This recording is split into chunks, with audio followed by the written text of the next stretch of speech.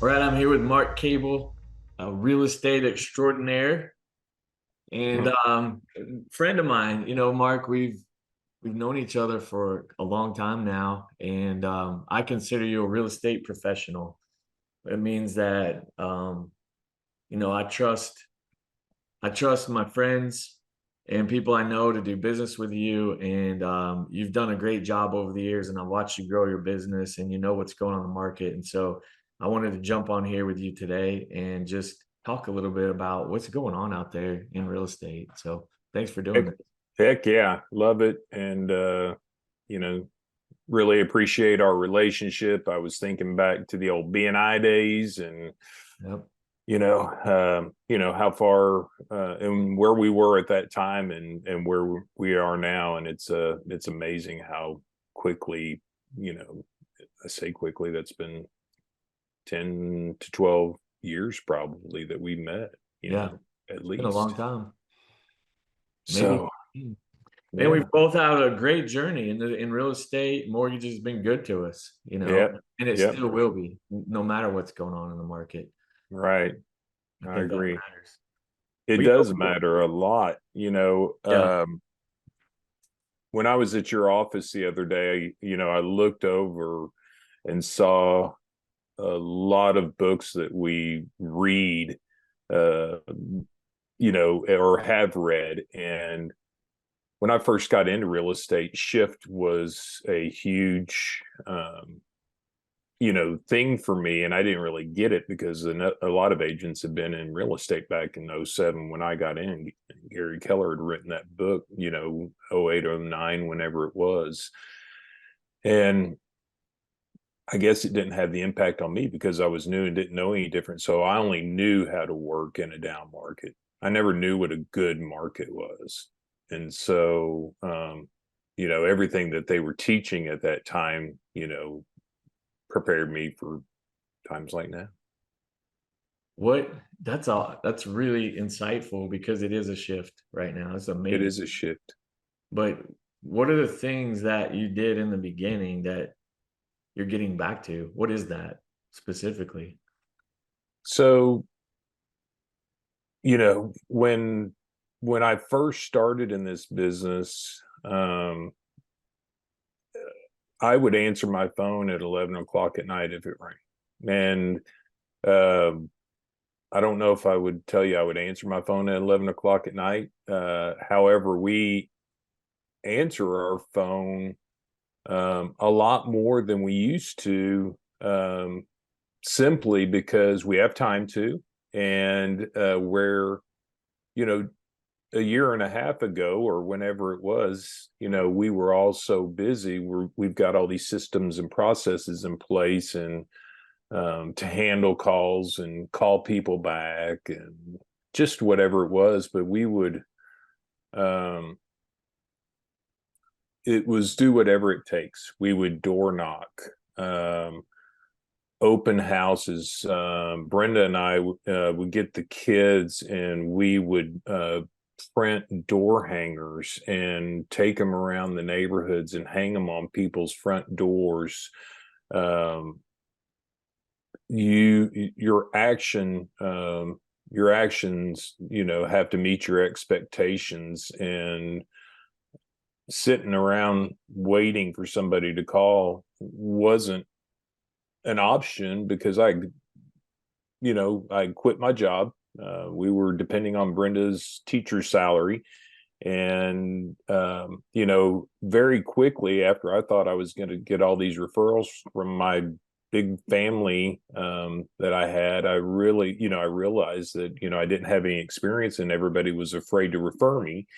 And I had to do whatever it takes and have the mindset of I can do whatever it takes, or I can go back to a 9 to 5 job that I hated. And so those are the things, that I think about that motivate me to get up every day and push harder to find the motivator. What year did you start? 2007, October of 2007 is when I got my license. I still had another job at that time. I quit my full-time job March of 2009. Yeah, that was the full meltdown. And at that time, I had a couple deals working, and followed uh, Keller Williams, which I'm, as you know, no longer with. They're a great company. They have a great model for prospecting and to getting into action. And as of June 1st, my business kicked in, and we closed 19 homes my first 6 months really in real estate. It was Yeah. actually 8 months, but everything kicked in 3 months after I was doing the activities. It feels like 2010 to me. After the meltdown happened, there's a lot of foreclosures and there wasn't a lot of buyers in the market. It was just hard to generate leads and opportunities. And it's felt like that this year a lot. But we still did business, and you didn't know better when you started. You just hustled and figured it out and had success. So, We did, and when you do, like, two years ago, if we did an open house, we would. And here's the difference, I guess, between us. I guess I need to back up before I finish this comment. That I knew when I got into real estate at that time, if I didn't do things differently than everybody else, I wasn't gonna succeed.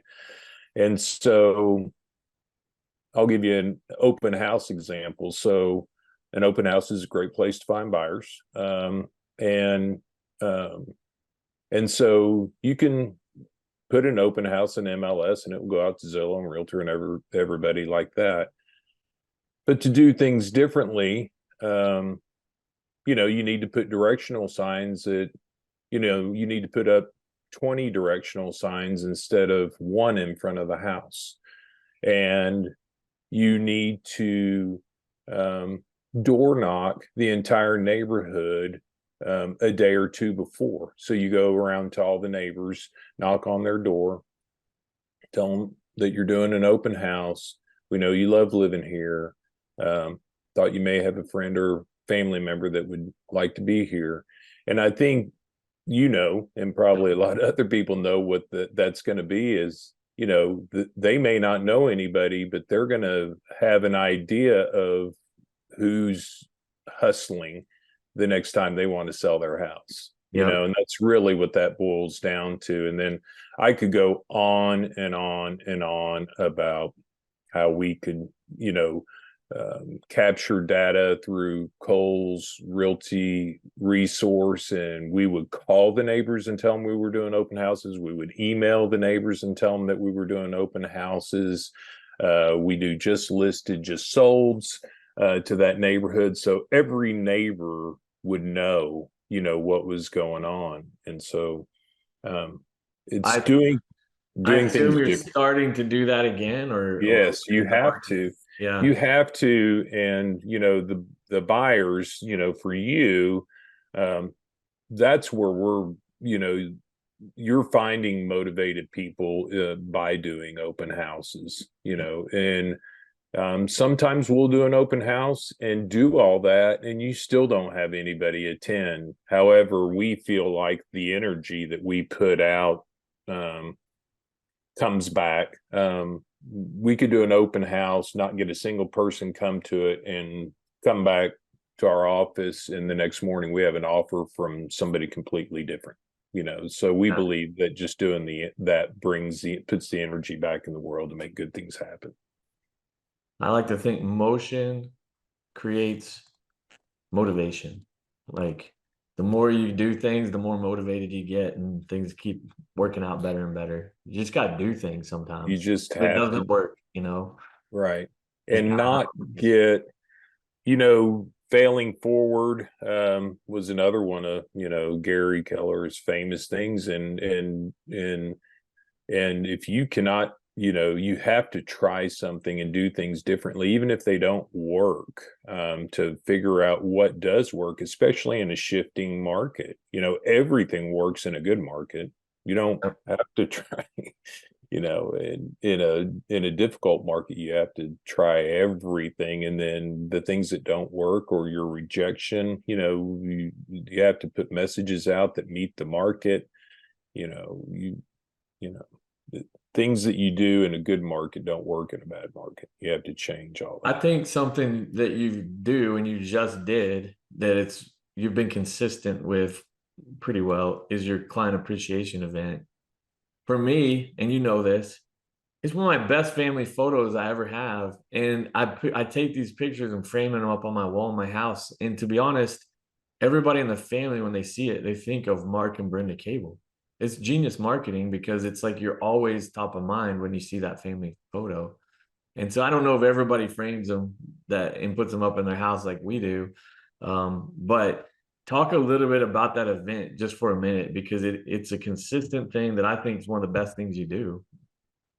So Brenda and I started doing client events at our house, wine tasting parties, and that sort of thing to bring our clients into, what's the realtor's house look like. And as you know, we have our client appreciation thing that we let clients after the sale use, tables, chairs, bounce houses, margarita machines, and everything else. So we thought that at that time it'd be a good idea. So we'd set all those bounce houses up, pressure washers, and all that stuff up at our house, tables and chairs that we had at our event, and remind people, even though we send out letters after closing that they could use that, just remind them. And then we just would have, music and everything else. And so we did that for a while. And then we decided to do the pie event. And so our pie event consisted of, we would pie and photographer event. So we started at a park, as you know, centrally located.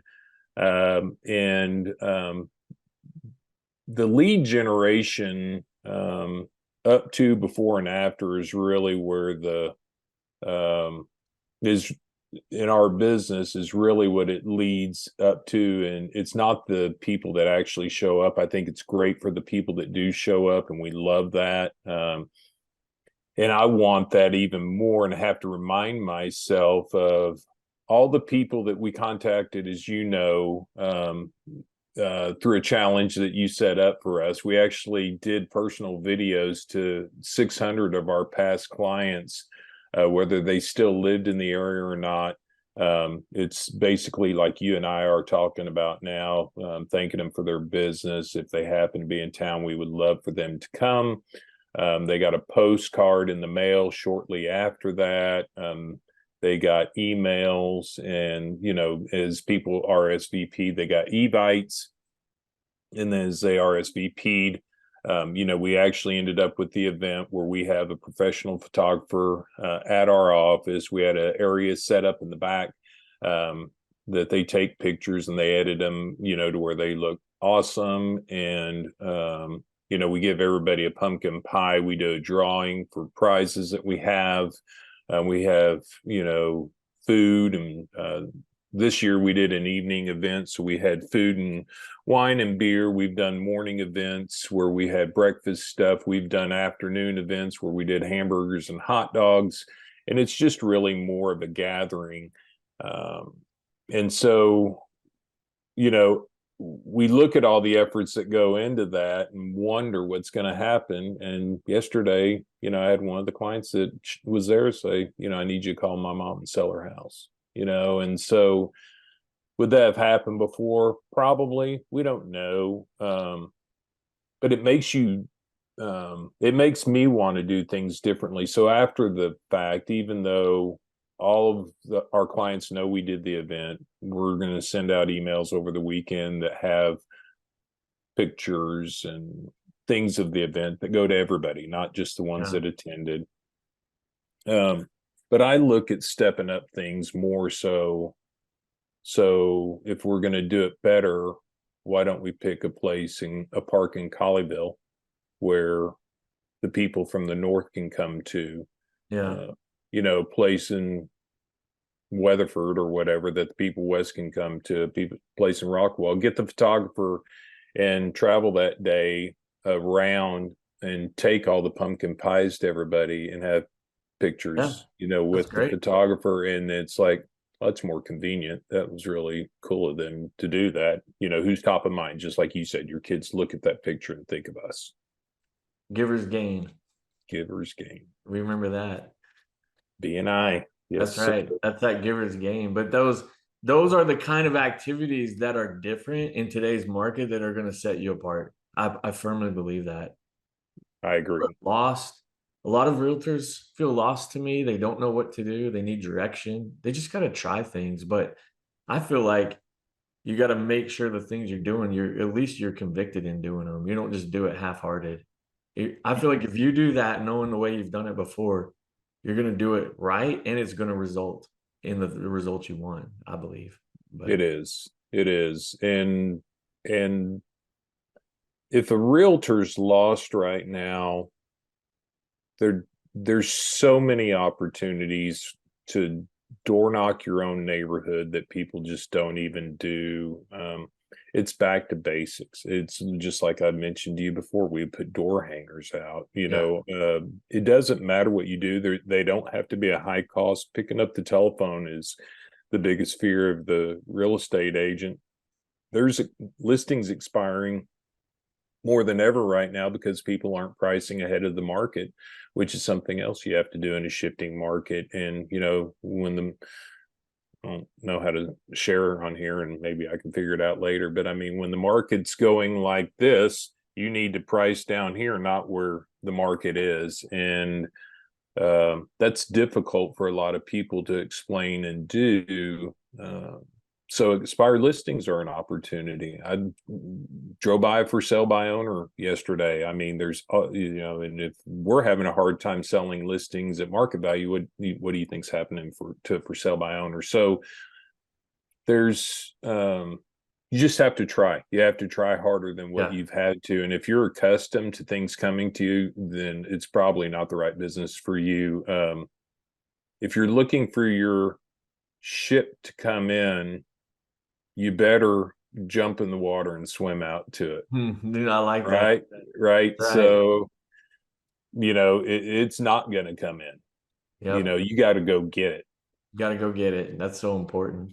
I heard through some people yesterday that it was a loan officer and a realtor were sitting at a coffee shop, and they went up to the barista and said, for the next hour, we're going to sit right there, and every person that comes in, we're going to buy their coffee. But we just want you to point to us and say we're the ones that did it. And so that will create a conversation, at least a thank you. I don't know Right. how it's played out yet, but I think that's a different thing I've never heard of before, to just get conversation with people, Nobody's in an office anymore. It's hard to even find people and talk to them and connect to them. It's different. It is. I can't come to call on a bunch of real estate agents at an office unless they have a meeting, because nobody's there. Everybody's mobile nowadays. It is. And It is. That's what, your challenge to us with the videos. I was thinking about this earlier, people can't ignore a text.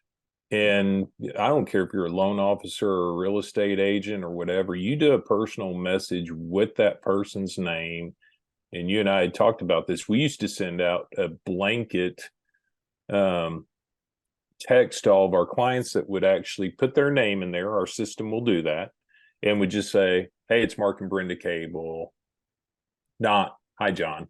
yeah, exactly. And that was a big challenge to us, to go through and say hi, John, and to do that. However, we know that touch is something that nobody else is doing right now, And it matters because and you it matters. receive that message. I was thinking about something you said a minute ago. I've never had a realtor door knock my house personally. I've never had one show up at my door, knock that I know of, or my wife has answered, which is interesting.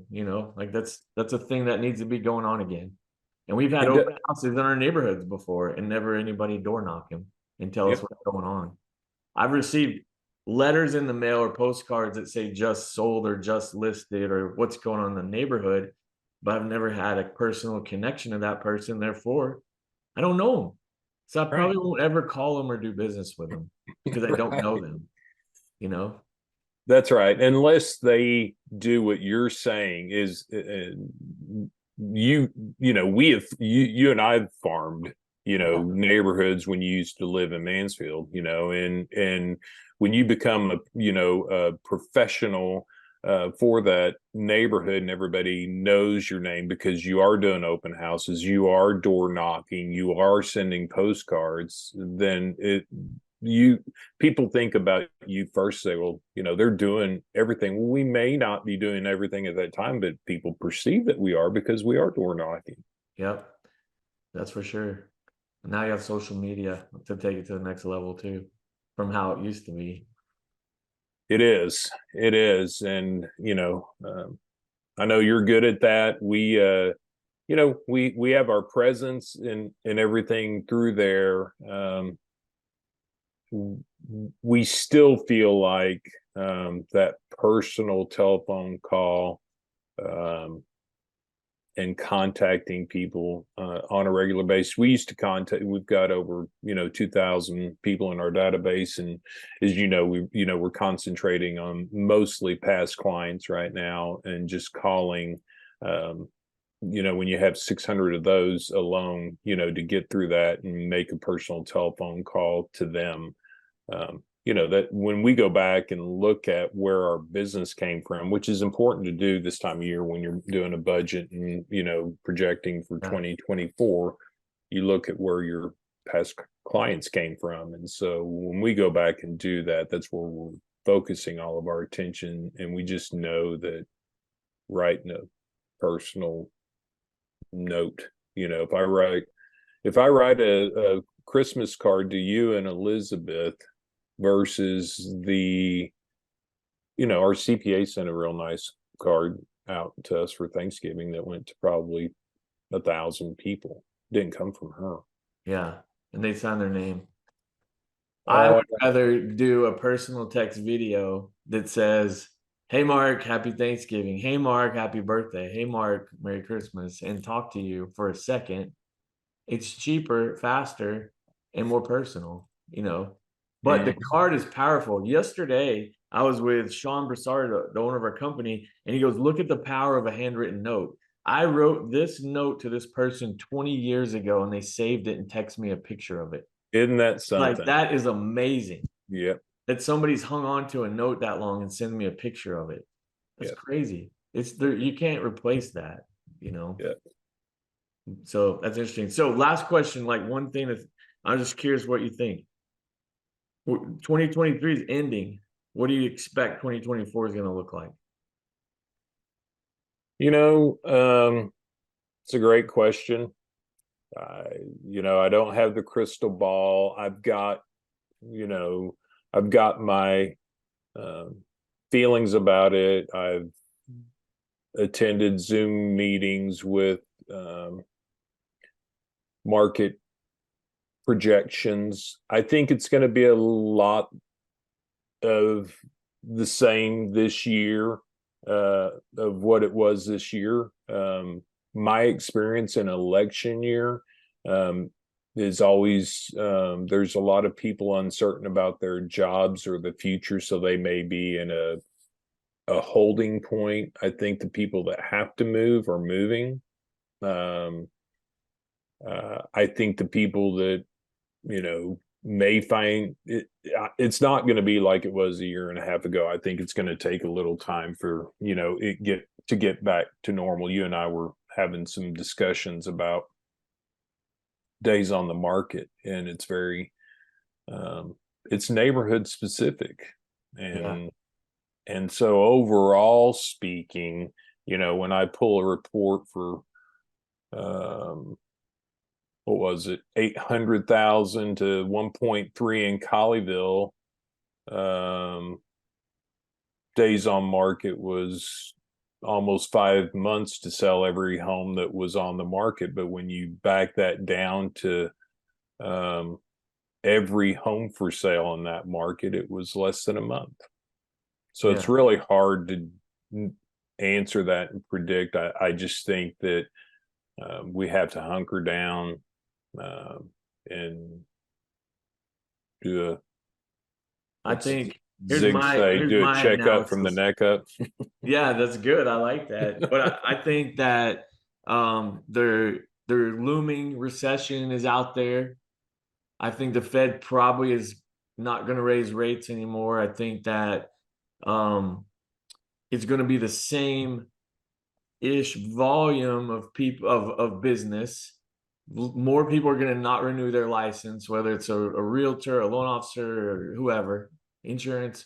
More people are flushing out of the business, which is good. So there's going to be less forks in the pie, at the end of the day. And those people that go get it, that swim out to their ship, that do the extra things, they're actually going to do pretty good. They're going to do okay. And in the world we see today may be the new normal. Gas prices may normalize, things are expensive, but that's just what it's going to be, and we're just going to get used to it. This is just kind of how it's going to be. Prices probably aren't going down, home prices. There's still demand, there's still business to be had, there's still people having success. It's just how bad you want it, is what I see. It's not going to be a 2020 to 21 kind of market ever again. I don't think, unless something bad happens to drive us into that position. But I think there's real opportunity, and that people that take their jobs serious, they're professionals, they're going to have success, and this is going to be a good career for them. But you got to make those decisions if this is what you want to do going forward. And there's a lot of people that are debating that right now in our industry. So it's interesting to see. Yep. I'm going to try and share this. We'll see how it works. Hopefully you don't get something that you don't want. Let's see if this will work. I'm going to try and share a screen, and your shift book made me it's not going to do it. You can look at your shift book and do it, but basically it shows the available income from real estate transactions or mortgages. It doesn't say mortgage, but it would certainly do that. And it shows how what you just said, mortgage officers and real estate agents are going to get down. So there is a point where your average income is going to be lower, but guess what happens when you're a mortgage person or a real estate agent and the market starts doing this, and there's less agents or less mortgage officers in that industry when that turns back up? Your peak income is going to happen at that time when these other people have gotten out, and you just have to stay in. You don't, in my opinion, you have to stay in and do the things and survive, and not get crazy with your your expenses. And you and I've talked about Yeah. that a lot, and whether it's personal or business, and you just have to adjust to the situation, and then you'll come out on top when the market does come back around, because it is going to come back. It's just a matter of when. It may be a year or Yeah. two. Yep. Simon Sinek has a book called The Infinite Mindset, and he talks about how you can't beat somebody that is playing an infinite game, meaning that if I know I'm in mortgage or real estate until I retire, I'm never going to get out no matter what. I can't lose. I'm unbeatable, meaning that no matter, I'm going to adjust on the downside, I'm going to build my team on the upside, and no matter what, I'm going to be in it. Quitting is not an option. That's really what it is. It's just not something I think about. And that's what I hear in some people I talk to, is like, if they're thinking about it, they might as well move on to something else. That's right. That's how I think. Like, go No, get it and move on, because you're not playing the infinite game here. If you're in it and you're a professional and you know you're in it for the long haul, that's not something you want to spend energy on. yes. You know? In that shift book, it says, you've got me rereading it again. So one of the agent leaders wrote the word deck on a piece of paper and set it on a thing, and had a steam in there, and said, okay, let's all put our hands on deck. And people didn't do it, and you can't change that attitude, in my opinion. It's like Right. what you said, is if you're not all in, then you should probably get out and go to a 9 to 5 job, because it doesn't necessarily, as you know, take more hours. It takes more critical thinking, um, than necessarily having to double the time that you do it.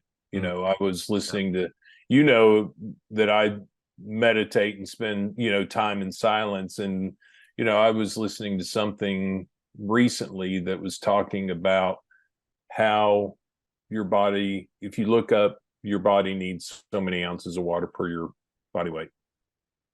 Well, your mind also needs a certain amount of silence a day to be able to um, get critical thinking where it needs to be. Mm. And so you got to give you got to give yourself time to process, uh, instead of just running, thinking, listening, doing. You have to like slow down so you can speed up. I think it's important. Yeah. Well, I appreciate you doing this. Do you have any last Yep. thoughts before we wrap up? Anything? We shared a lot of good stuff here. Yeah. You know, I I don't, I could talk about, our listings, what's, good and what's not good. It's, I will say this, and especially, for your mortgage people, or anybody else, we have a listing, as is listing, that's been on the market for probably 40 days at 280, which is not a high price point in Arlington for a decent house, but it does need some work. And our clients just accepted an offer at 240 Mm. without doing a price reduction. And I talked to them when they got this offer and said, we could probably lower the price to 250 and push the price up. But this investor made a cash offer to close in 7 days. So don't be afraid, if a house has been on the market for, and I would say 20 to 30 days, to make an offer lower. I think there's a mindset out there in our, even the mortgage industry and probably the real estate industry, because of what's happened the last 2 or 3 years, that you're not going to get it at asking price or get any concessions. And we're seeing that, as probably all day, every day. Yes. And Concessions sellers, matter. They matter big time, especially the way mortgage rates are and discount. There's discount points to get rates now, and that yes, makes the buyer have a lot more expense. So sellers are helping pay some of that too. So it matters. Uh, people are, and is if things get a little tighter, and people are having some money problems. Brenda's got a listing. She lowered the price 10,000. I guarantee the seller would take another 10,000 off of that. I promise you that they would. Just listening to that. So don't be afraid to. And that's because of what we talked about at the beginning. We haven't been pricing ahead of the market, and so we were trying to get what current comps are showing. In some cases, in some neighborhoods, that's happening. Other neighborhoods, it's not. And if you're not getting the type offers, but you need to sell, you need to make adjustments quick. it matters dramatically to have the $10,000 price reduction go toward the buyer's closing cost versus the price reduction If, itself.